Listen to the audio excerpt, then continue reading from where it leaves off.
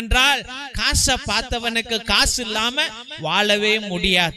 அவர்கள் எல்லாம் காசு போதை பிரியர்கள், காசு போதை பிரியர்கள். ஒருத்தன் டெய்லி காசை பார்க்கறானா, காசை பார்க்காம அவனால வாழவே முடியாது. பார்த்துதான் ஆகணும், இல்லைன்னா பைத்தியம் ஆயிருவான். தெய்வ பிள்ளைய இந்த காசு பிரியர்கள் வாழ்க்கையில நிம்மதி இருக்காது. காசு பிரியர்கள் வாழ்க்கையில பயங்கள் இருக்கும். காசு பிரியர்கள் மத்தியில நம்பிக்கை இருக்காது. யாரையும் நம்ப மாட்டான், காசை மட்டும்தான் நம்புவான். அவனுக்கு தேவை காசு மட்டும்தான், வேற எதுவுமே இல்லை. அதுதான் யூதாஸ் செய்தான்.